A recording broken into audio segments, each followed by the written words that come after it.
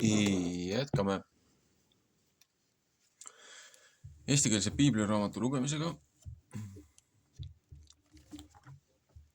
Tartus trükitud 1897.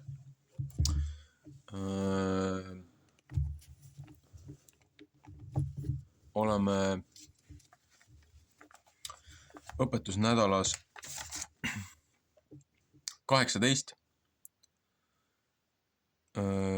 Mishpatim, judgments, rulings, kohtumõistmised.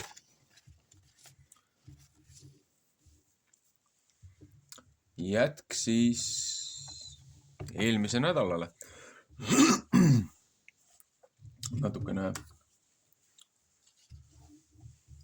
Natukene siis spetsiifilisemaks. Nii palju märgin ära, et ma hiljem avastasin, et mul jäi eelmise nädala portsjonis Tiituse raamat lugemata.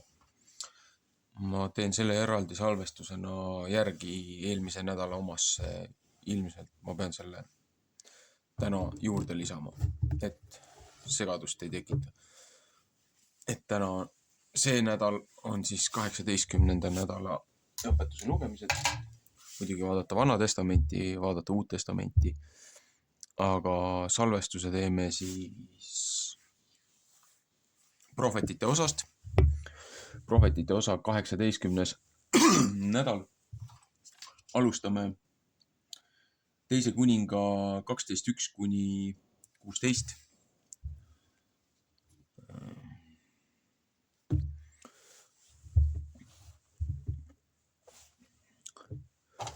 Peaks oma mingi järjehoidja ka panema, et üle ei lähe.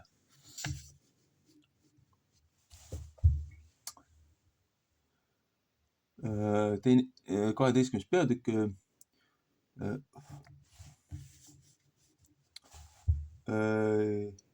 Joas, Juuda kuninga valitsus. Joas oli 7 aastat vana, kui ta kuningaks sai. 7. aastal sai Joas kuningaks ja valitses Jeruusalemmas 40 aastat ja ta ema nimi oli Sibia Beersebast. Ja Joas tegi, mis õige Jehova meelest kõige oma eluaja, nii kaua kui preester Jojada teda õpetas. Aga kõrged paigad ei saanud mitte ära. Rahvas ohverdasid ja suitsetasid alles kõrgetel paikade peal. See on siis kohad. Ja Joas ütles preestrite vastu kõik rahva pühitsetud asjade eest, mis tuuakse Jehova kotta, raha, mis jookseb hingede raha, mis iga mees annab seda mööda, kui ta peale on arvatud.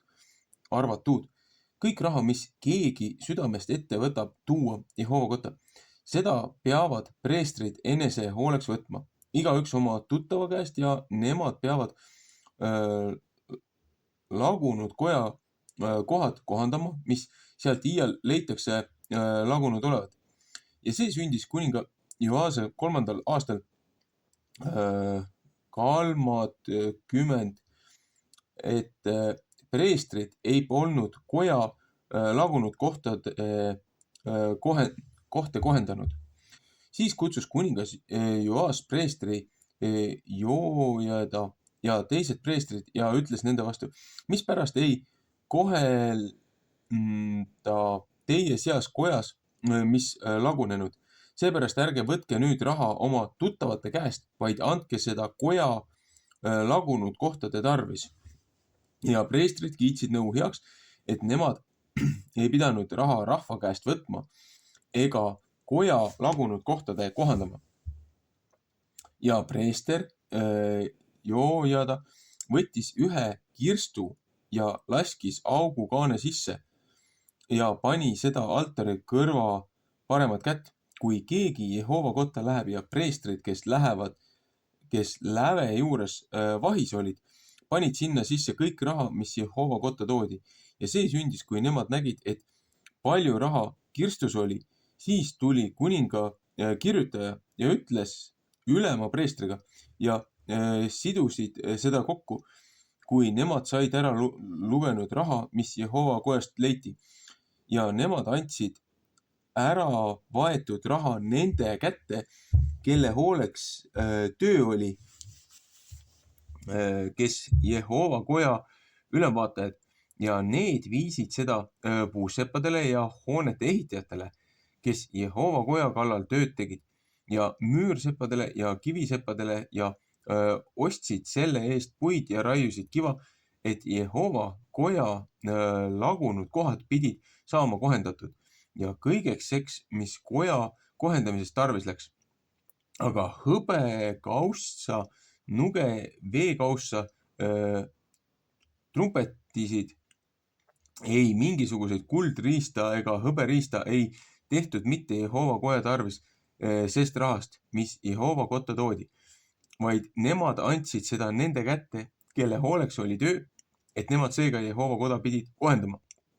Ja nemad ei pidanud aru nende meestega, kelle kätte nemad raha andsid, et nemad pidid andma neile, kes töö tegid, sest nemad tegid kõik truiste ehk siis õiglaselt.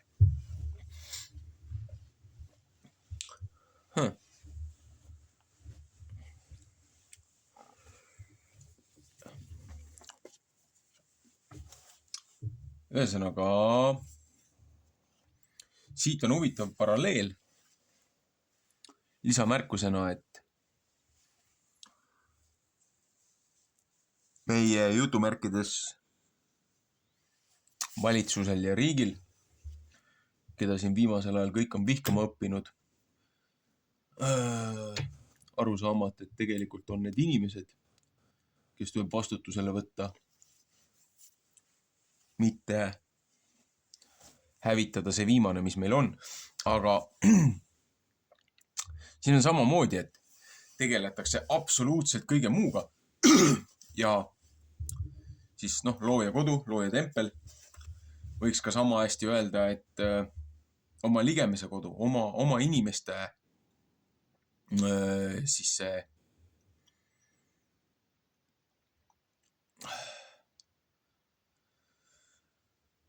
olgu need vanadekodud, hooldekodud,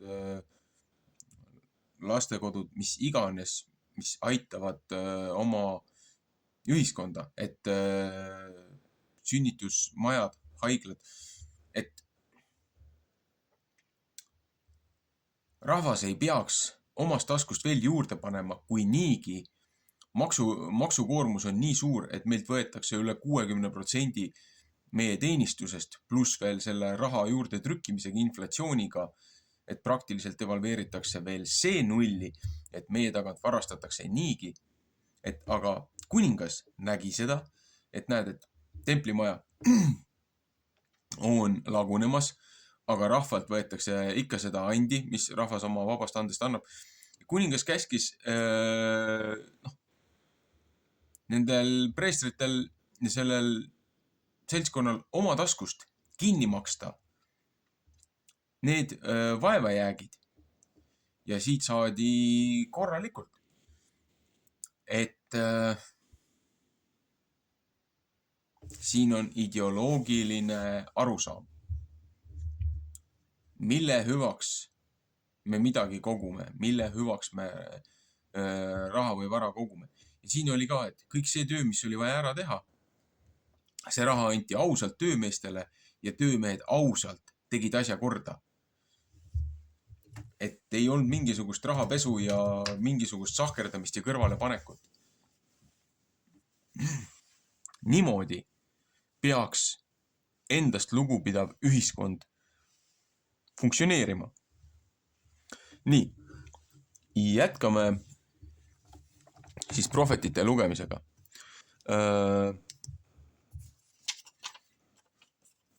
Järgmisena on Isaia 6. Ei ole, mitte Isaia. Järgmisena on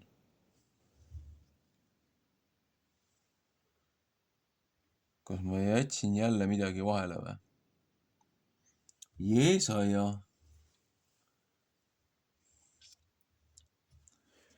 Järgmisena on Jesaja 6, 1-5, 1-5.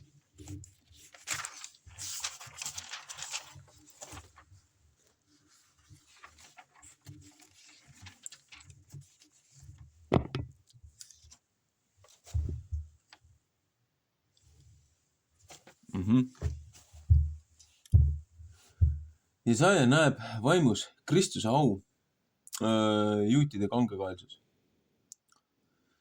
Sel aastal, kui kuningas Uusaja suri, siis nägin ma issanda juure ja kõrge au järje peal istuvat ja tema palistused täitsid templit.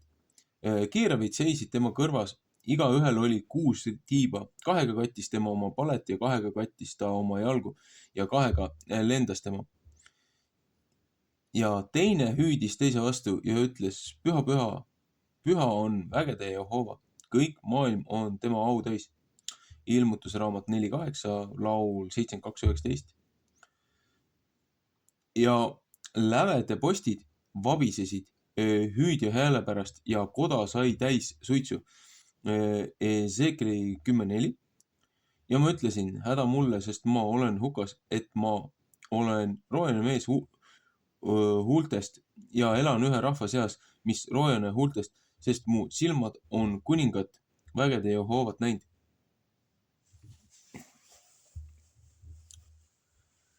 Nii. Iseenesest.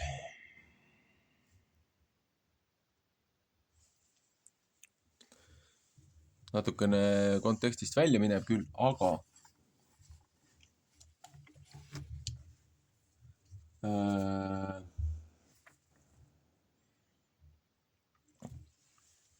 kogu Jesaja ja tegelikult kogu Jeremiia raamat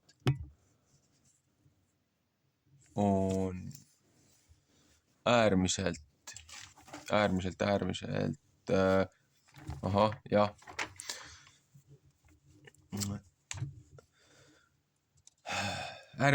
väga tõsiste kaalutlustega ja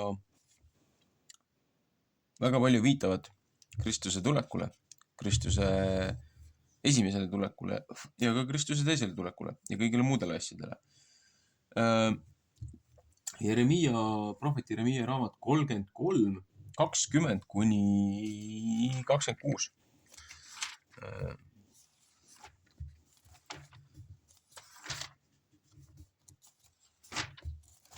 Jah, ma paningi järjehoidja panin Jesaja raamatu vahele, aga nii.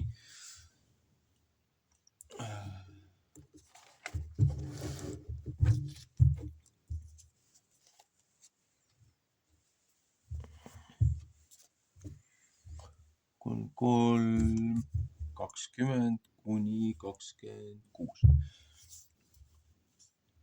Nõnda ütleb Jehova, see on siis Jeremiia raamat, nõnda ütleb Jehova, kui teie võite tühjaks teha mu seaduse päevaga ja mu seaduse ööga, nõnda, et ei peaks olema päeva ega öö omal ajal, Psalm 31-36, siis peab ka minu seadus tühjaks saama mu sulase Taavetiga, et temal ei pea olema poega, kes valitseb tema aujärje peal ja nõnda sammusti Leevitiga, preestritega, kes mind teenivad. Nõnda, kui ei või taeva väge üles arvata ega mereliiva ära mõõta, nõnda tahan ma oma sulaste Taaveti soo ja Leevitit, kes mind teenivad, paljuks teha.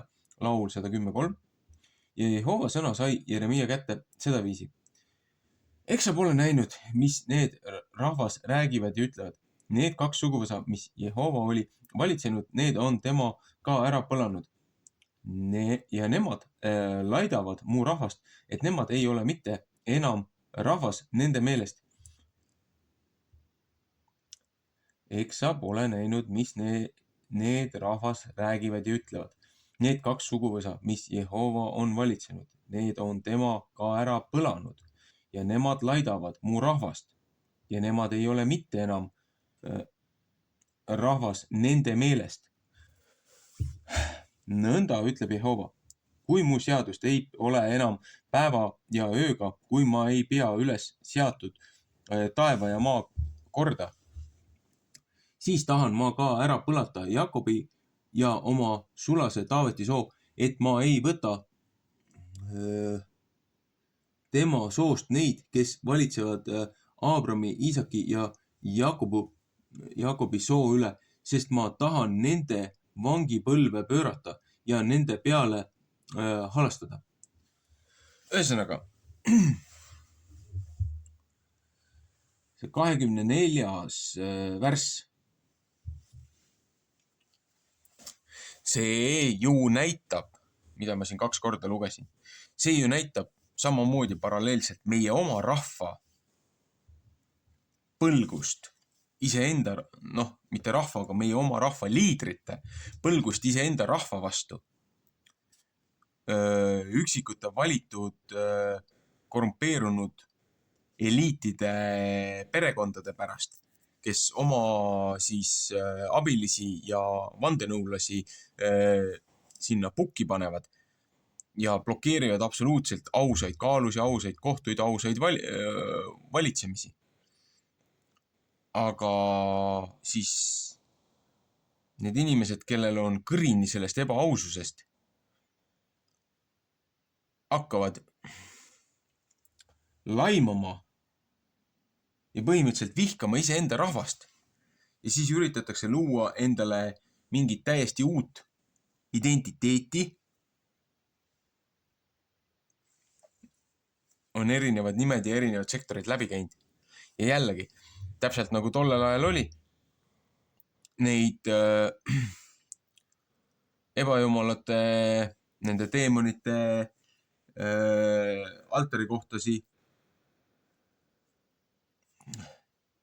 neid ära ei hävitatud, käidi nende juures ja sülitati looja ja looja õpetuse peale ja rahvale saadeti sellepärast aina rohkem karistust. Seepärast, et nad ei õppinud. Nad põlgasid looja ja nad põlgasid ka oma rahva. Selle asemel, et adresseerida juurprobleemi. Nii, 34. peatükk, 8-22. See on sõna, mis Jeremiia kätte sai Jehova käest pärast seda, kui kuningas Sidkia sai seaduse teinud kõige rahvaga, mis Jeruusalemmas, et neile pidi kuulatama orjade lahtilaskmist. Et iga mees pidi lahti laskma oma sulase ja iga mees oma ümardaja, kes Eebrea mees ja kes Eebrea naisterahvas, et ükski ei pidanud teist, kes juuda sugu sundima teenima.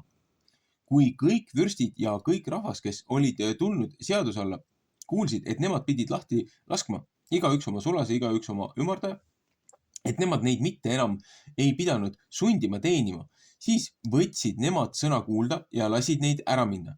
Ja pärast seda taganesid nemad ja tõid tagasi sulased ja ümardajad, keda nemad lahti lasknud ja sundisid neid eneste alla sulaseks ja ümardajaks. Siis sai Jehova sõna Jeremiia kätte Jehova käest seda viisi. Nõnda ütleb Jehova Iisraeli Jumal. Mina olen seaduse teinud teie vanematega sel päeval, kui ma neid ära tõin Egiptuse maalt, sest sealt orjuse kojast ja ütlesin, 7 aasta pärast peate teie lahti laskma iga mees oma venna, kes Eebrea mees, kes ennast sulle on ära müünud ja kui ta sind 6 aastat saab teenitud, siis pead teda lahti laskma enese juurest. Aga teie vanemad ei võtnud mind mitte kuulda ega oma kõrva muu poole pöörata. 2. Moosese 21.2. Aga teie olete ümber pööranud tänapäev ja teinud, mis õige mu meelest, et teie olete lasknud lahti laskmist kuulutada iga mees oma ligemisele ja olete seaduse teinud mu palge ees seal kojas, mis peale mu nimi on pandud. Aga teie olete taganenud ja mu nime ära teotanud ja olete tagasi toonud iga mees oma sulase, iga mees oma ümardaja, keda teie olite lahti lasknud nende meele järele ja olete neid enese alla sundinud, et nemad peavad olema teile sulaseks ja ümardajaks. Sellepärast ütleb Jehova nõnda, teie ei ole võtnud mind kuulda, et teie õieti oleksite kuulnud lahti laskmist iga mees oma vennale ja iga mees oma ligimesele. Vaata, mina kuulutan teile lahti laskmist, ütleb Jehova.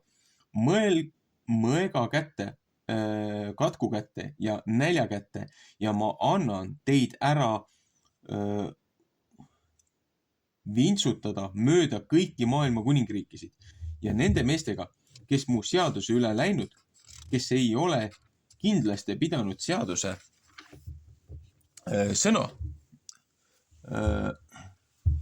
sõnu, mis nemad mu palge ees on teinud, tahan ma teha kui vasikatega, mis nemad raiunud 2 tükiks ja selle tükkide vahelt läbi läinud. 1. Moosese 15, 17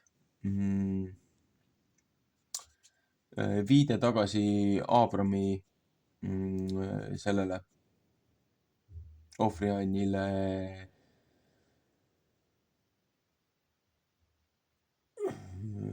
Šekamis. Seal selle 2 mäe vahel, kus õnnistusi ja needusi loeti. Juuda vürstide ja Jeruusalemma vürstide ja ülema teenrite ja preestritega ja kõige rahvaga siinmaal, kes on vasikatükkide vahelt läbi läinud.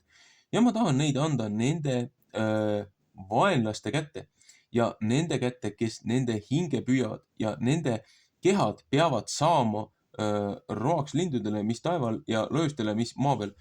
Ja Sidka Juuda kuninga ja tema vürstid tahan ma anda nende vaenlaste kätte ja nende kätte, kes nende hinge püüavad ja Paabeli kuninga sõjaväe kätte, kes teie juurest on ära läinud. Ja vaata, mina käisin, ütleb Jehova, ja toon neid tagasi siia linna juure ja nemad peavad ta vastu sõdima ja seda ära võtma ja seda tulega ära põletama ja Juuda linnad tahan ma lagedaks teha, et ükski seal ei pea elama. Vaata, see ongi nüüd põhimõtteliselt see samune asi, mida ma eelmises kommentaaris rääkisin. Korrumpeerunud juhid, nende õukondlased võtsid tagasi need inimesed, kes nad lubasid vabaks lasta oma sellest teenripõlvest ja hakkasid veel enam inimesi ahistama ja rõhuma ja looja hävitas selle süsteemi, lasi nad vangipõlve, lasi võõrvägedel nad okupeerida, paljud lasi minema viia ja vähesed, kes tunnistasid oma eksimust ja kandsid oma karistusaja ära, said kodumaale tagasi. Aga ta ütleb ka, et selleks ajaks ei saa seal mitte kedagi olema, maa tehakse tühjaks. Mitu korda on meie maad tühjaks tehtud? Erinevatel väidetel on siin kuni 15 võõrvalitsust olnud, aga põhimõtteliselt ühtede samade jätku taaskorduvad siis nii-öelda võimuperioodid, aga vaheldumisi. Aga see on ka sellepärast, et meie oma rahvas selle asemel, et võtta vastutust oma tegude eest, süüdistatakse teisi ja siis kui kirutakse siin küll Eesti riiki või Eesti rahvast, siis ja et teie olete põlisrahvad, siis teie esiisad olid need, kes meid esimesena maha müüsid. Nii et kõigepealt tuleb alustada vastutusega kodust. Prussia sõjad, Valgevene vallutusretked, kui siis Saksamaa need ristisõjad tulid põhja poole vallutusega, kus olid siin need erinevad need hõimud ja need kantsid, kui siis ristiusu varjukatte all kasutati palgaarmeesi, nagu täna on NATO või ÜRO rahuvalvajad, et palgaarmeedega tuldi ja kuna see rahvas oli väga territoriaalne, väga kaitsev, siis rahvas suutis koonduda, omavahel leppeid luua ja suudeti tagasi lüüa suured hordid valitsejad või vallutajad. Aga miks ka suudeti seda teha? Territoriaalse eripära pärast. Seepärast, et erinevalt suurtest lagedatest väljadest, kus raskes soomusrüüs, ratsaväed, kahurväed, raskeväed, suuri alasi Euroopas ja seal lõuna pool suutsid vallutada, siis soises, rabases, pehmes pinnases, nagu on siin siis Balti mere äärealad, Baltimaad ja sealt altpoolt ka Valgevene ja Eesti, Läti, Leedu on ju. Et kuna need alad olid sellised, kus formatsioonis suur sõjaväe salk ei saanud tegutseda ja gorilla sõjataktikad, mida kasutati Vietnamis, üldse Aasias, igal pool mujal, samasugune gorilla taktika, väheste meestega notiti maha suured armeed, seepärast, et hobused ja raske tehnika vajusid sohudesse, rabadesse, raskes rüüs liikuv see sõdalane, see rüütel ei olnud võimeline tegutsema sissisõjas, metsavendade sõjas, nii-öelda, keda meie hiljem kutsusime ka metsavendadeks, et nad ei olnud võimelised sõdima sellisel maastikul, sellistel taktikatel ja aga kuidas me siis üldse saime vallutatud ja kuidas me siis üldse saime nii-öelda võõrvõimu alla? Tehti teist taktikat vahepeal, et piitsa ja präänikut. Tuldi, näidati oma rikkusi, näidati oma varasi nende sõdurite, nende pealike juhtide poolt. Ja siis need samused kogukondade, külade vanemad, piirkondade vanemad Valgevenest alates kuni Baltimaadega välja, Eesti kaasa arvatud. Nende põlishõimude, põlisrahvaste pealikud, neile lubati varandust, neile lubati raha, neile lubati jõudu ja positsiooni ja neile öeldi, et teie võite oma ametil edasi olla, kui te keelitate oma rahvast meile alluma, seepärast, et vaadake, kui palju teie rahvas hävib, te ei saa rahulikult omal toiduvarusi varuda, te ei saa oma rahvast ülal pidada, seepärast te peate kogu aeg sõjaohus ja sõjalahingul peate võitlema. Et selle asemel, et seda sissisõda pidada, mis te nagunii kaotate, see oli psühholoogiline taktika, militaardoktreen 1:1. Selle asemel, et siis edasi sõdida, keelitati neid võõrmõjutajate poolt, et tehke meiega lepingud, andke oma maa, oma rahvas, oma varad ära meie kontrolli alla, aga teid meie ei puudu, teie saate rahulikult edasi elada ja kui see loll rahvamass teie vastu üles tõusab, siis me oleme teile kaitseks. Ja teie ja teie perekond, teie järglased, nendega on elu lõpuni on kõik korras. Nemad on meie kaitse all, nemad on meie käpal, nemad on nemad on oma. Teie endi põlisrahvaste ülemad, vanemad, müüsid teid maha Saksa palgasõduritele. Et nagu hakkame kõigepealt elementaarsetest asjadest pihta. Kui te tahate siin ajalugu ja ürikuid ja mingisuguseid muid leppeid siin rääkida ja kui te ise tunnistate, et teie põlisrahvaste kogukonnad andsid ennast üle võõrvallutajatele, aga säilitasid oma autonoomia. Teie oma vanemad reetsid teie rahvast. Nagu siuke debiilsus ajab mind vihaseks. Kui selektiivsed ollakse ajaloo välja toomises. Ja siis süüdistatakse Eesti riiki ja Eesti valitsust. Kui samamoodi meie oma inimesed, meie oma seast, kes me valisime meid juhtima, meid õpetama, meid edasi viima, on meid maha müünud uuesti ja uuesti ja uuesti. Ja kui nüüd see klikk, kes täna võitleb meie iseseisvuse eest, kui see saab võimule ja nendel ei ole looja õpetuses 10 käsus fundamentaalseid printsiipe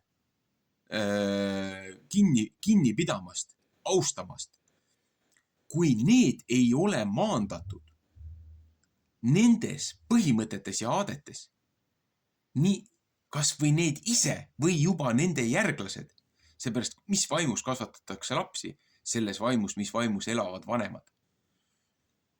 Ja see Prussia sõdade järel tuli ka Rockefellerite ja Rothschildide poolt, teie üliagaralt innustatud ja tunnustatud ÜRO poolt tuli modernne haridussüsteem.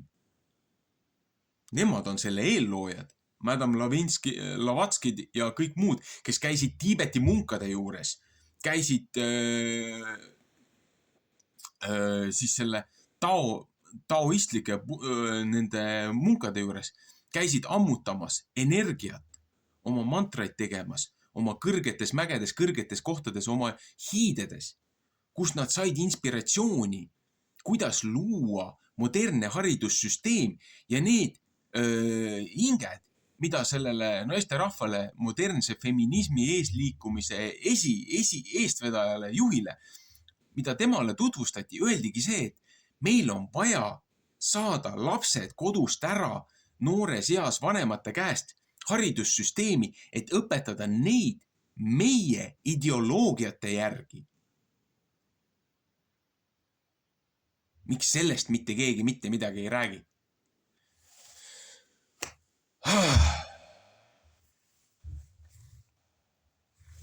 Nii.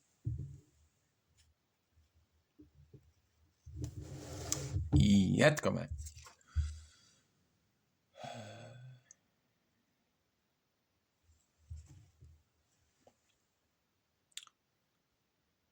Ezekieli raamat võiks järgmine olema. Prohvet Ezekiel 1:26-28.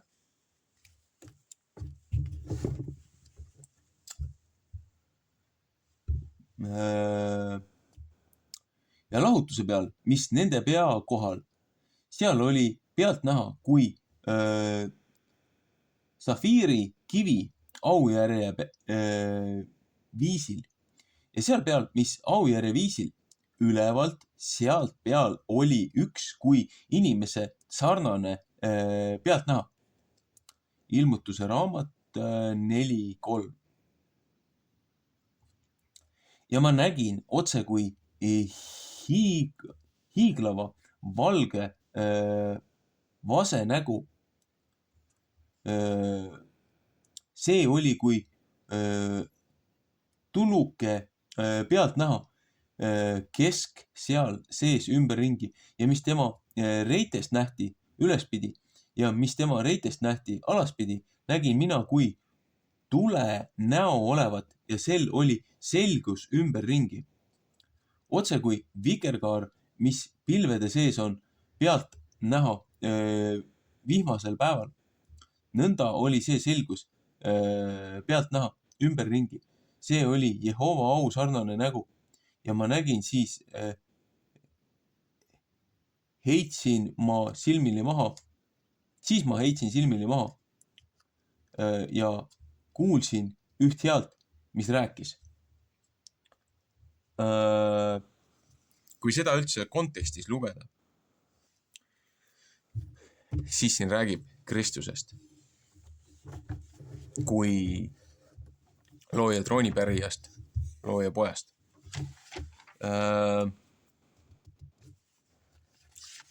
Lihtsalt hilisemaks mõtlemiseks, kaalumiseks. Et Kristusest on rääkinud kogu piibel algusest lõpuni.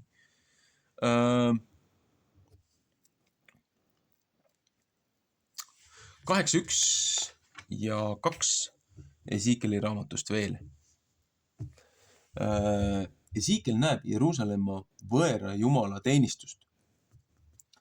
Ja 6. aastal, 6. kuu 5. päeval sündis, et ma omas kojas istusin ja Juuda vanemad istusid mu ees ja seal langes issanda Jehova käsi minu peale. Ja ma nägin ja vaata, ühe nägu oli kui tuli pealt näha, mis tema reitest nähti alaspidi ja kui tuli ja mis tema reitest nähti ülespidi, oli kui selgus näha, kui valge hiilgavast peast näha. Et siit läheb jälle edasi. See küll natukene kordab seda, aga mina isiklikult olen harjunud seda ingliskeelses versioonis kogu seda informatsiooni läbi töötama. Ja see vana eesti keel on minu jaoks täiesti võõras.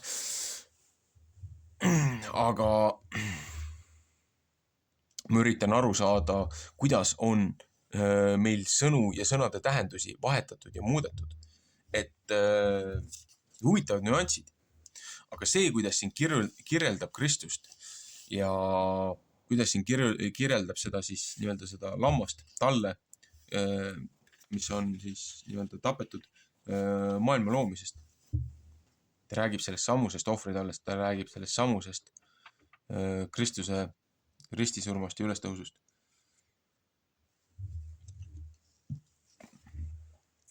Danieli raamat, prohvet Daniel, kui nad vangistuses elasid, kui nad okupatsiooni all olid. Daniel nägi igasuguseid huvitavaid asju. Danieli 7, 9 ja 10. 9-10.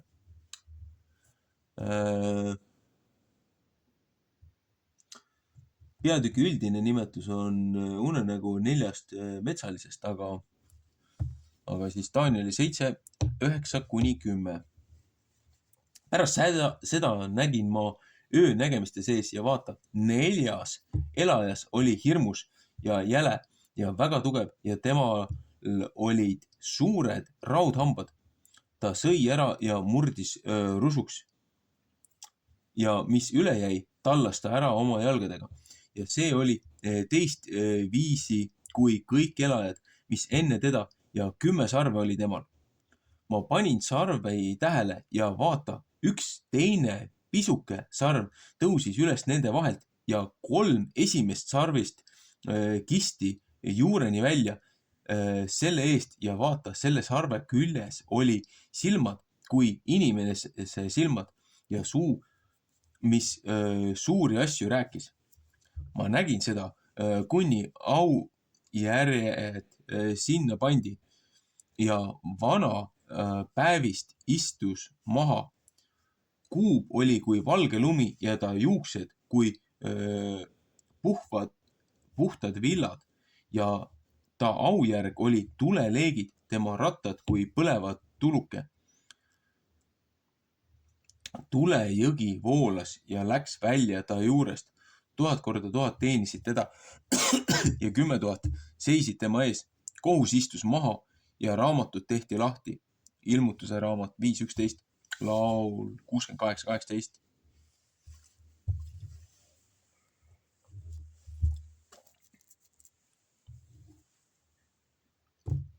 Siin räägib 10 sarvest ja siin räägib, et siin eelmised olid juba maha murtud.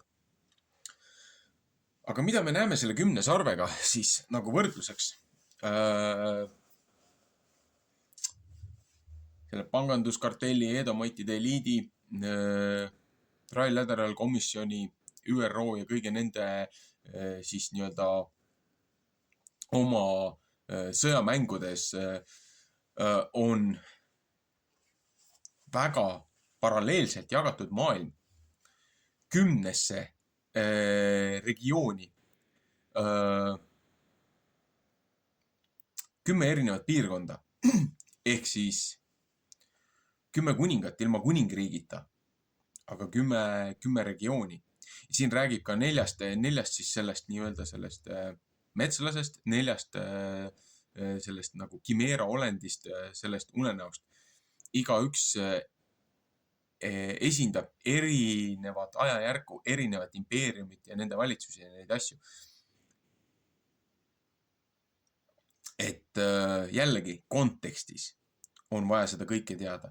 Selleks, et üldse sellest aru saada, kogu sellest Danieli nendest asjadest, selle asemel, et kuulata mingisugust, on palju väga pädevaid teoloogia või asju, neid, kes on uurinud neid asju, aga on ka neid, kes ei suuda omale elementaarseid asju selgeks teha ja ajavad neid segi ükskõik millega ja siis üritavad ükskõik kuidas haakuda, aga nad ei ole piibliliselt kontekstis.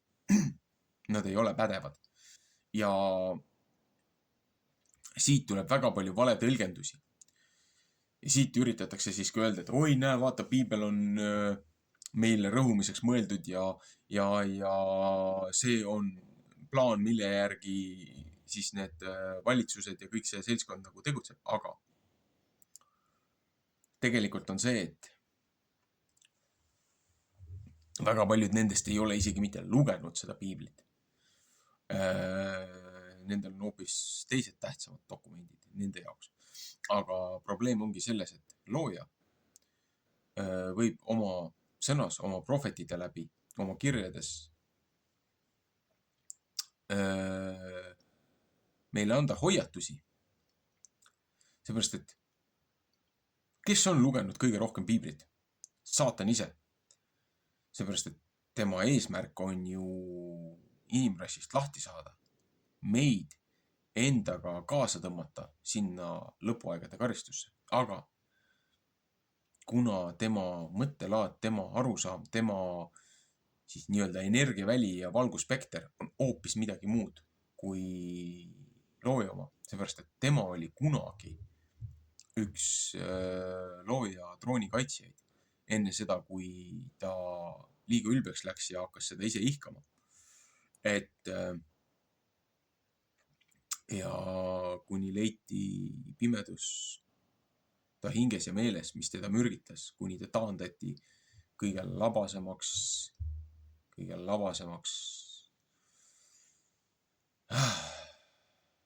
olendiks, kõige madalamasse vormi, mis üldse olla saab. Aga võiks öelda, et paljud ateistid teavad paremini piiblit kui kristlased. Osaliselt on see väide õige, seepärast, et kuna meid on üles kasvatatud selles samuses haridussüsteemis, mille lõid need satanistide ja okultistide eelkäijad läbi selle Prussia sõdade selle haridussüsteemi, kus see esimesena rakendati, kus loodi jutumärkides riiklikud koolid või institutsioonilised koolid. Et enam ei olnud koduõpetust, enam ei õpetatud lapsi kodus või ei käinud lapsed pühapäevakoolis, kirikutes, leerikoolis õppimas piiblit, õppimas kirjutama, lugema, arvutama. Et see võeti, meie haridus 60-ndatel võeti piibel ja piibliõpe, võeti haridussüsteemist välja sihilikult kommunistlike revolutsioonide ja kõigi muude paralleelselt jooksvate sarnaste ideoloogiate alusel. 10 käsku ja piibliõpe. Kui nendel moraalsetel alustaladel kasvatataks lapsi, siis ei oleks meil mingisuguseid kuradi sooideoloogiaid ja ma ei tea, mida iganes.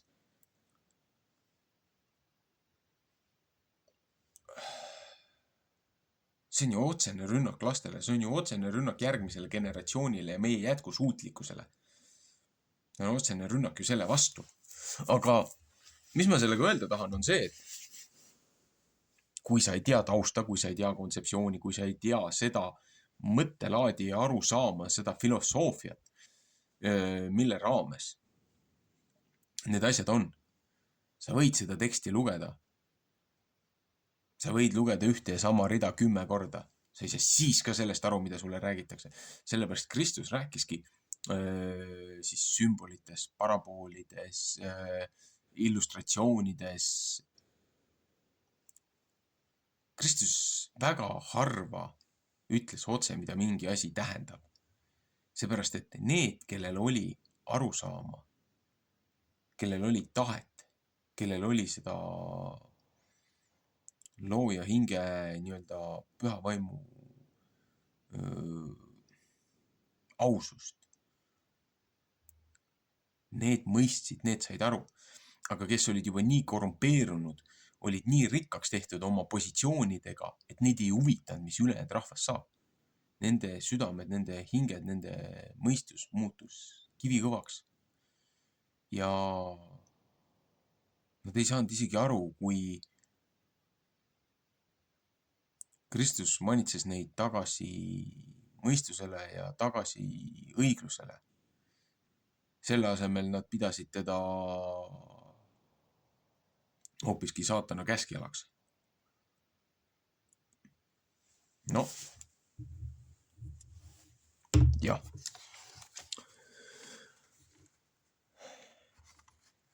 Kümnes peatükk Danieli raamatust. 5-6. Ja ma tõssin oma silmad üles ja nägin ja vaata, seal oli üks mees, linased riided seljas ja tema niuete ümber oli vöö kallimast uuvasi kullast. Ilmutuse raamat 1.13. Ja tema ihu, kui tarsisi kivi ja ta pale oli pealt näha kui välk ja ta silmad kui tule tõrvaksed ja ta käevarred ja ta jalad olid kui hiilgava vasekarva ja tema sõnade heal kui suure hulga heal.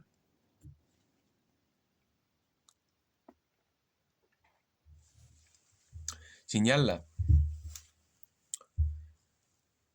ühtedes värssides kirjeldab loojat, ühtedes värssides kirjeldab siin Kristust, et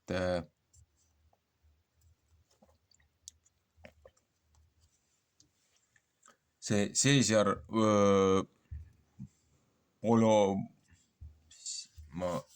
ühesõnaga, see on võõrapärane nimi, ma ei suuda seda õigesti hääldada. Ühesõnaga, see, kelle järgi on meile kujutatud seda hipilikku valget kleenukest ilueedit Kristust, see, kuidas on siis nii-öelda paganiseeritud Rooma impeeriumi poolt üle võetud katoliku kiriku tähe all, kuidas on Kristus kujutatud. Igal pool ikoonides ja igal pool nendes kujudes, mida kummardatakse, siis see ei lange ligi lähedalegi kokku sellega, kuidas piibel kirjeldab Kristust. Et siin on mõningad kohad, kus kirjeldab Kristust, et ta nägu oli selline, et mitte kellegile ta ei meeldiks või ta ei jääks mitte kellegile meelde, et ta oli nii tavaline, arvestades seda kultuuri ja kontseptsiooni, mis ajal Kristus elas siin enne ristisurma, siis põhimõtteliselt võiks öelda, et ta nägi välja pigem kui mingi mulatt, kui valge või kui siis nigrona. Et aga millest piibel kirjeldab, kui ta on siis selles jumalikus ilmas või hingede maailmas seal looja kuningriigis, siis nii loojad kui Kristust räägitakse, et juuksed olid valge kui lambavill, on ju, ja ta näonahk oli kui põlenud pronks. Et nagu ja silmad olid punased nagu need mitte rubiinid, aga no ühesõnaga sihuke purpur leegitsev, hästi spetsiifiline punane, mille jaoks mina ei oska eestikeelsest õiget vastet leida. Et kõik viited viitavad sellele, et kui looja kohta öeldakse ka, et ta on kui kõike neelav tuli, siis töödeldud kuum pronks, see ei näe kuidagi välja nagu see valge hipi seaduserikkuja, kelleks on kultuuriliselt ja minu arust sihilikult Kristus kujutatud. Seepärast, kuidas sa saad panna heebrea rahvast kadestama neid siis, kellele looja andis siis oma selle au ja autoriteedi üle, kui ta ütles, et ma võtan teilt selle ära, seepärast, et teie olete mind salanud ja ma annan selle rahvale, kes ei ole minu rahvas, ja läbi selle rumala diviilikute karja ma lasen teid kadedaks teha. Kui kirjeldada neile täna seda Kristust, keda meile õpetatakse läbi mitmesaja aasta, mitme tuhande aasta, et kui kirjeldada neile seda Kristust, kellest meil räägitakse, hipisurfar, kes rikub seadust, siis nagu selle peale sülitatakse. Aga need siis heebrealased, juuda hõimust ehk siis juudid on ju iisraelased, need, kes on reaalselt neid õigeid, originaalseid neid raamatuid lugenud, tekste lugenud, kes on ise piiblit lugenud. Paljud kinnitavad seda, et nemad isegi ei loe piiblit, nemad isegi ei loe seda oraalset traditsiooni, seda talmuudi, et nad isegi ei loe seda, et nemad kuulavad ainult seda, mis nende õpetajad neile räägivad. See on see samune indoktrineerimine, mida meil tehakse meie haridussüsteemi poolt. Aga probleem on selles, et kui need, kes on tõsiselt on hakanud nagu lugema ja kuulama, esimene reaktsioon on see, et näe, ongi pätna, et saigi õiglase karistuse on ju selle eest, et kutsus inimesi looest eemale. Aga mida rohkem nad loevad ja kui nad jõuavad nendesse prohvetitesse, Jeesaja, Jeremiia, Ezekiel, Daniel, Amos, kõik need teised, kes sellest räägivad, on ju, et seda rohkem nad näevad, et oh crap, et see, mis nad tegid, et nad lasidki hukata looja poja, kes looja oli saatnud, aga oma südame kivisuses mõeldes kurja, tegelikult nad tegid omale paha aimamatult head sellega, et see vana seadus, see, millest siin räägivad Uus Testament ja Vana Testament, vana seadus, uus seadus, tänu Kristuse ristisurmale, tänu sellele nad suutsid, see, millest prohvetid olid ennustanud, tänu sellele nad suutsid siis lõpetada ära selle vana abielulepingu, loomaohverduste ja talituste selle lepingu, kus nad olid seda korduvalt looja seadusi rikkunud. Ja nüüd, kuna looja oli nad ka ju lahutanud selle eest, et nad lahutuse andnud neile, prohvetid siin, kas oli Osea oli, üks oli veel, et looja oli andnud neile ju lahutuse lepingu nii Põhja- kui Lõuna-kuningriigile põhimõtteliselt selle eest, et nad olid teisi jumalaid teeninud ja ringi tõmmanud nagu viimased litsid, et mees ei saa oma naist kunagi tagasi võtta, looja ei saa kunagi, oma teenreid, valitseja ei saa oma teenreid tagasi võtta, kui see on kellegi teise teenistuses olnud, et see on selle mehe, selle maa, selle rüvetamine. Ainus võimalus tagasi võtta on see, kui mees peab surema, et tühistada see mehevanne, see mehe leping.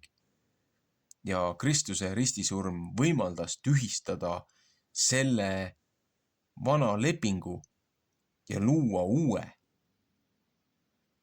Sellest ei saada siiamaani aru. Ei kirikus, ei siis selles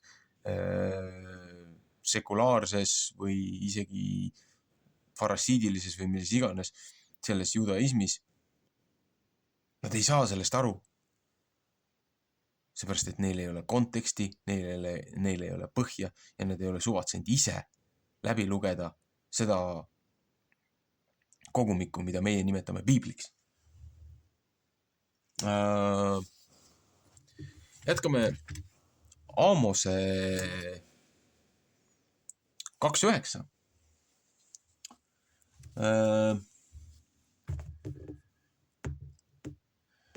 Ja mina olen heemorid nende eest ära kaotanud, kelle kõrkus nii kõrge kui seedrid ja kes nii tugevad kui tammed olid.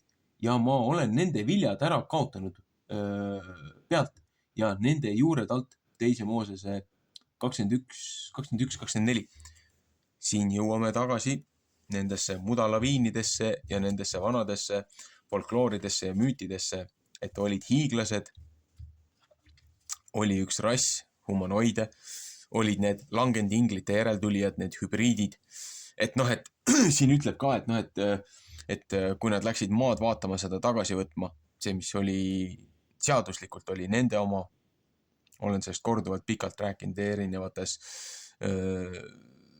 salvestustes. Mul ei ole viitsimist seda tunni ajast loengut uuesti teha.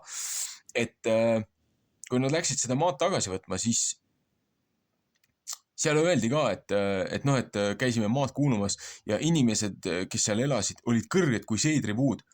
No, ajalooliste ürikute järgi, seedermänniline, et siin, mis ta oli? 140 jalga või? Jalg on 30 sentimeetrit, 6 jalga on 2 meetrit. Seepärast, et ma vahepeal ajan jalad ja meetrid segamini. Aga oletame, et siis võtta nüüd näiteks see tavapärane mänd Eestis, seedripuu, on kuskil 40 meetrit, siuke keskmine kasv. No, sina 2-meetrine ja kui sul 40-meetrised elavad seal maal, et nagu, ja siis ütleb, et me nägime nende juuresolekul kui rohutirtsud, nagu okei, aga kui läheme veel tagasi veel kaugemale aega, sellesse uputuse eelsesse aega, siis kui hiiglased olid palju suuremad, siis nii Kanada kui Siberi hiidsekvojad olid 250 meetrit, 300 meetrit, peaaegu sama suured, sama pikad kui noalaev, seepärast, et mis oli see uputus, kui sümboolselt võtta see 50 korda 30 korda 300, et see oli ju põhimõtteliselt nagu kirst. Hiiglased ja vana maailm maeti maha. See suri selleks, et saaks sündida uus. Me ei räägi siin hinduismist ja reinkarnatsioonist, et sa sünnid uuesti, et sünnid uuesti, et sünnid uuesti, et uuesti oma elu läbi teha, et uuesti oma vigadest õppida, et tulla siia ringlusesse tagasi, mida propageerib ka taoism ja taoismi sümpatiseerijad ehk maausulised erinevad sektid. Seepärast, et ka maausk ei ole ühtne monoliitne, seal on väga palju variatsioone.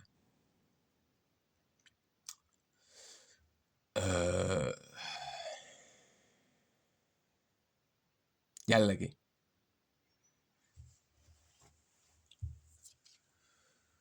Tuli neiu, hakkas kiva loopima ja nii saimegi omale eepose. Armastus 3 apelsini. Väga provokatiivne salvestus. väga palju tänapäeva ühiskonna, tollel hetkel ei mõelnudki selle peale, aga väga palju on seal programmeeritud seda, mis täna meil toimub. Võta need pantaloone muutub seal tuvikeseks ja läheb seal printsile naiseks ja ja siis siis see prints, see uus kuningas ja siis tema see printsess siis lõpuks ütlevad, kui nad oma lastest hakkavad rääkima, et prints ütleb nagu tõsise sirge näoga, et nagu, et esimene poeg on poiss, ma ütlen, et nagu, mis mõttes, et ega su poeg tüdruk ei ole, ja siis printsess nagu tore tubli blondiin seal kõrval ütleb, et ja teine on ka laps, nagu, et sa vaatad, kui idiootne ja koomiline see armastus 3 apelsini vastu on. Aga seal on nii palju tõeterakesi sees ja seda programmeerivat tulevikku sees, et lihtsalt paha hakkab. Üks ajatuid Eesti, peaks ütlema, teatrikultuuri klassikuid ja maamärke.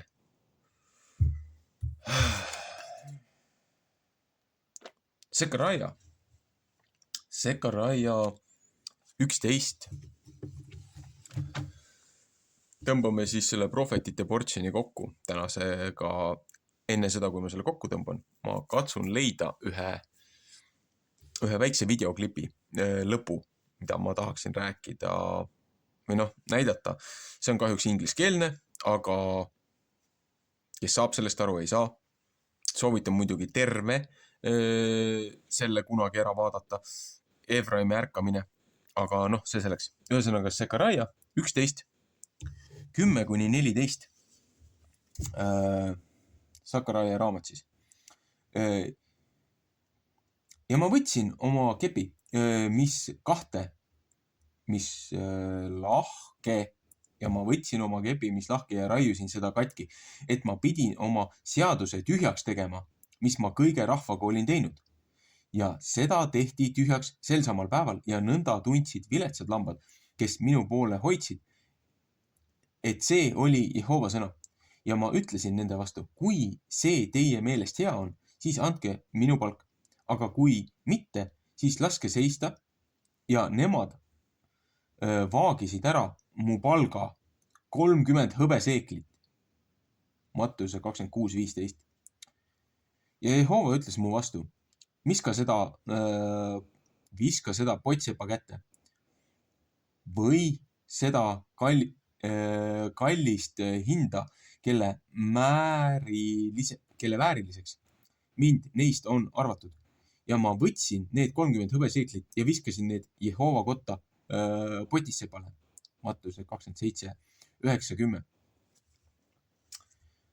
Ja ma raiusin oma teise kepi katki, mis valus, et ma pidin tühjaks tegema venna sõpruse Juuda ja Iisraeli vahel. 30 hõbeseeklit. Juudas andis templi nendele juhtidele, liidritele. Viskas tagasi see 30 hõbeseeklit, mille eest Juudas läbi saatana kanalduse müüs Kristuse maha roomlastele.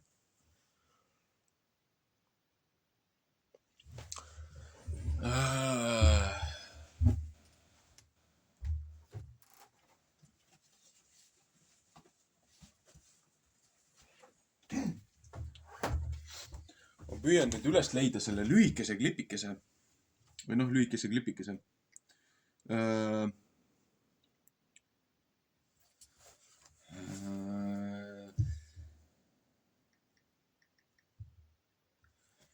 Selle videolõigu.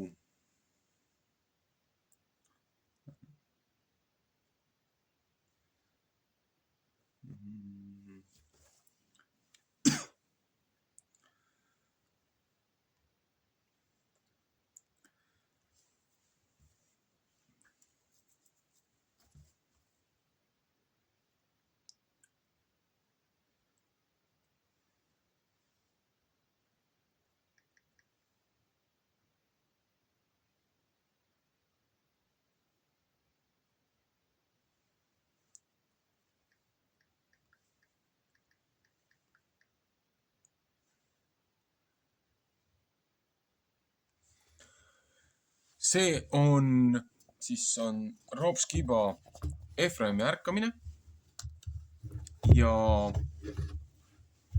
oih, minu viga. See on nüüd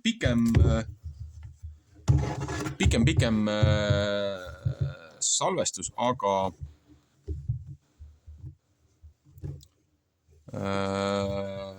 kus selle helinupp on?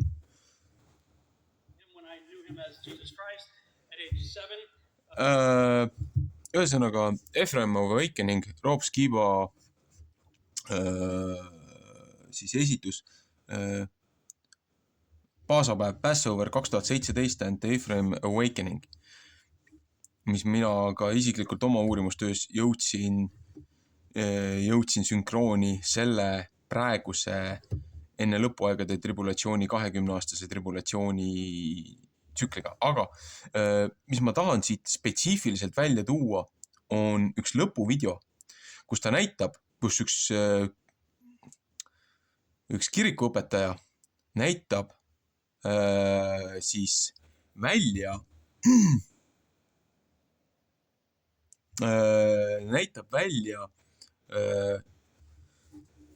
laste peal piltlikult kogu piibli mõtte ja selle, kuhu me oleme täna jõudnud. Ma lasen siit natukene eelnevat, mis haakub küll sellega, aga famous last words, right?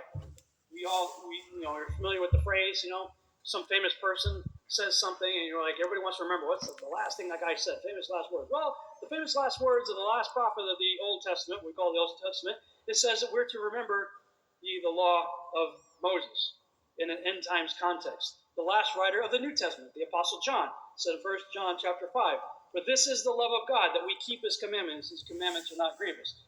John also wrote the last book in what we call our Bible. In Revelation 14, he says, here is the patience of the saints. Here are they that keep the commandments of God and the faith of Yeshua. I'm going to wrap this up. There's a video I saw online. This individual does this little skit, and it's like Law and Grace for Dummies kind of thing. So we might need to check the volume on this again. But I'm going to play this video of this individual explaining in such a profound way how Law and Grace works. I want my 7 children, and I should be back on time. Thank you, Art, and thank you, Pastor Cisneros. And this is a little thing I've always done, and I always enjoy talking to intelligent audiences, and these precious little children are going to help me. Now, I'm going to name these children, and I want you to learn their names. I want to see if you can do what other audiences have done. The first one we're going to name, let's not name them. Let's just say, when I point to this one, sin. What is it? Come on, everybody. What is it? Once more. This one is law. Who is this? Who is it? This is grace. Who is this? Once more. Let's go backward. That's very good. Let's go again. Savior. Who is this? Savior. Come on. Now, this one is gospel. What is it? Let's see if we can go now. Pastor Ortiz, we got another good audience. Now let's do it all the way to the end. This is preacher. Who is this? And this one is church. What's his name? Church. Now, let's go and let's quote the Bible. The Bible says, who says? The Bible says that is the transgression of God's. Are you with me? Let's do it one more time. The Bible says that is the transgression of whoever hates must uphold the, whoever fights the is upholding whether he likes it or not. Now, ladies and gentlemen, come on, ladies and gentlemen, is pardoned for which is breaking the, very good. Let's do that one more time. Is pardoned for which is breaking the, and the die that we might have, which is pardoned for which is breaking the, and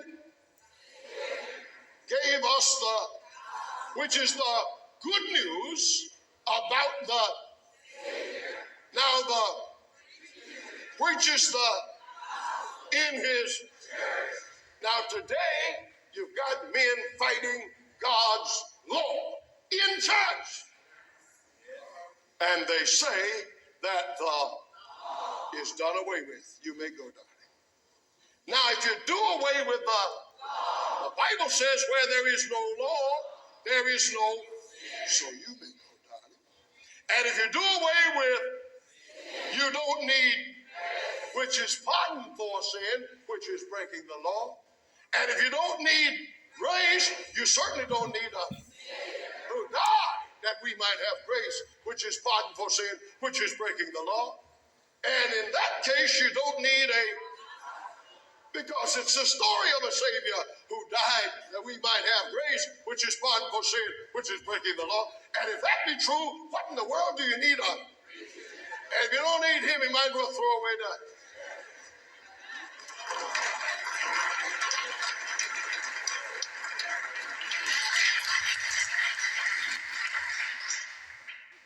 Perfect, isn't it? What a great little analogy. Is it starting to make sense? There's more to say, but we're going to run out of time. I know I don't want to take up other speakers' time also, but I'm excited because this Ephraim awakening is the love story of how Yahuwah redeemed his unfaithful bride.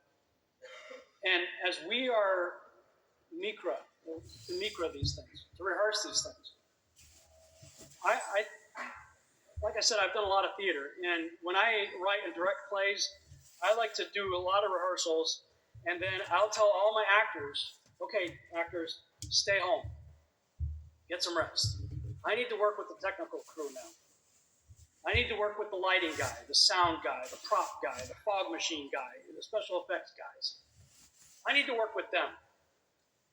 So I'll go through one or two tech rehearsals until I am absolutely certain that everybody knows their job, they all know their timing, and they hit it all perfectly. So the lights do what they're supposed to do, the sound, everything is the way it needs to be, all the props are where they're supposed to be at the right time. And then I call for a dress rehearsal.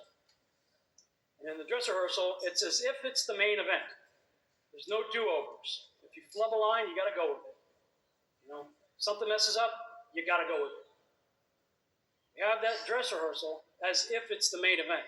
And then the main event comes, the crowd comes, the curtains open, and it's showtime. I was at a conference at Norm Franz's congregation for a Passover, and he was talking about some of this stuff and how everybody's fighting over when's the new moon? Is it a conjunction moon? Is it a crescent moon? Is it a lunar Sabbath? Do we even care about the moon? No, everybody's fighting about how do you pronounce God's name, or when is Passover really, or is it the Enoch calendar, or is it the sun, is it the what? When does the day begin? Look, guys, we have been in exile for 2,730 years, thoroughly entrenched in paganism. We have inherited a lot of lies. Do you really think we're going to figure it all out in 7, 8, 10 years? No. Why can't we come and reason together as civilized human beings and talk some of these differences out? Instead of labeling everybody a heretic or giving them, the right hand of fellowship followed by the left boot of, excommunication because they don't agree with you. Or thinking we have it all figured out, so we're going to go to another congregation that doesn't have it figured out and go straighten everybody out. I believe, and I said this to Norm Franz, I said, brother, it is my opinion that I think if God is in fact following sort of that same structure with this idea of rehearsals, that maybe we're in tech rehearsal phase. We're still trying to figure the technical stuff out. And we're not going to get it all right. At this point, we're like children drawing pictures for our daddy that barely look like stick figures. And we're presenting it to him thinking it's our masterpiece. And our loving Father just appreciates the fact that you drew this picture for him. And he appreciates it. He says, you know what, son? You know what, daughter? Good job. Hangs it up on the refrigerator. As messy and crazy as it looks. But as we continue to practice our drawing skills in this analogy, our pictures get better and better and better. Until one day he's bragging because you're in the newspaper or on TV for whatever you did or whatever. Because you got better at it. I think right now we're presenting our Heavenly Father with scribbles that are making it on the heavenly refrigerator. You know, and your scribble's not better than mine. We're trying with the best information we have to honor him. And I have to believe, it's my opinion, that the two witnesses of the last days, Scripture says that it takes how many to establish truth? Two minimum, 2 to 3 to establish truth. I am of the opinion that one of the functions of the two witnesses in the last days is going to be to get us all in sync. Right now we're doing this. They're going to go, bing, aha, there you go. Now we know when the year begins. Now we know when the week, the month begins. We know when the Sabbath begins. Awesome. Tech rehearsal. Let's do it, maybe time and a half kind of thing. A couple more rehearsals. And then the big main event's going to come. But by then, I think we're going to be... okay. Time's up, Rob. The little cane is going to pull me off.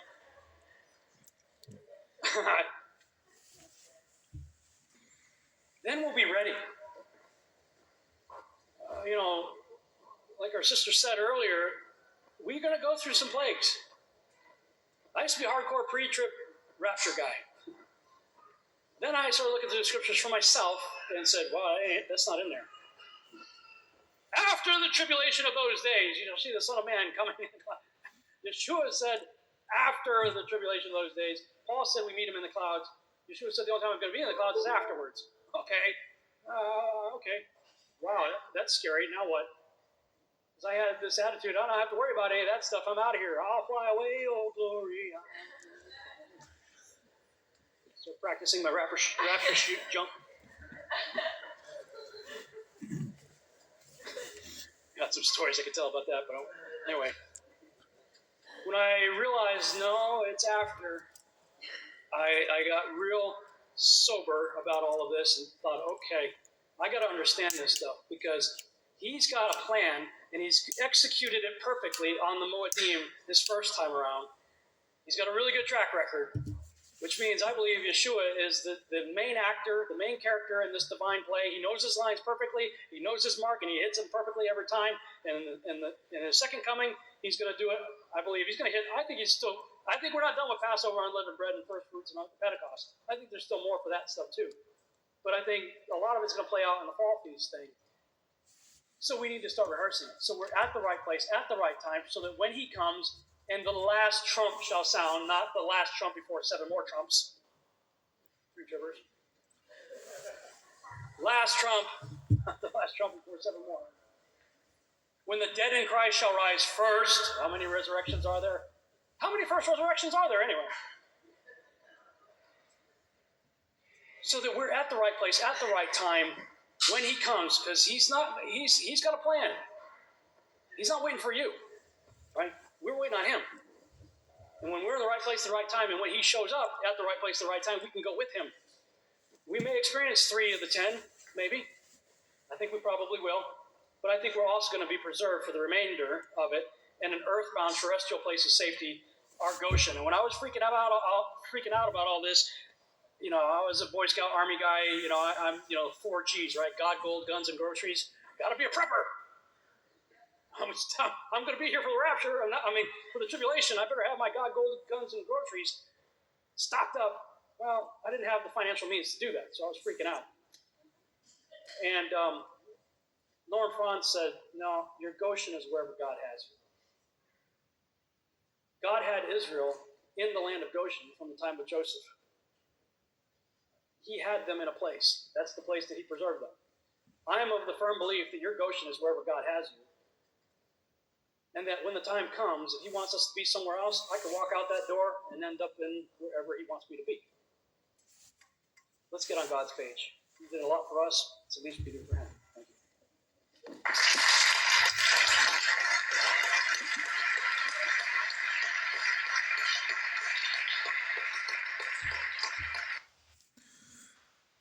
ühesõnaga, väga palju, väga palju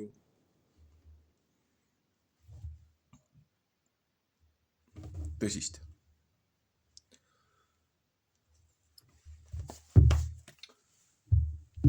Ma ütlen ka selle peale, et vaba tahte valik.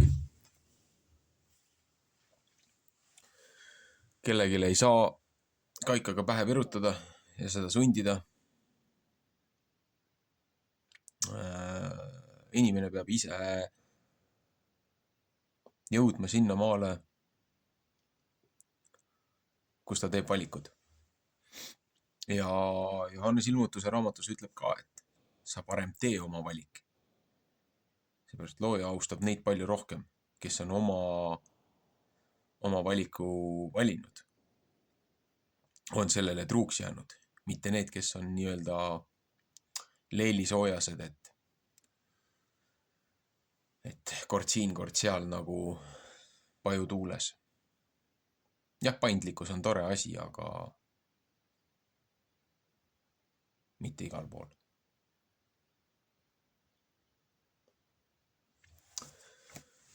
Olgu, kindlasti kontekstis vaadata Uut Testamenti, vaadata Vana Testamenti, kellel huvi on. Jätkame teinekord.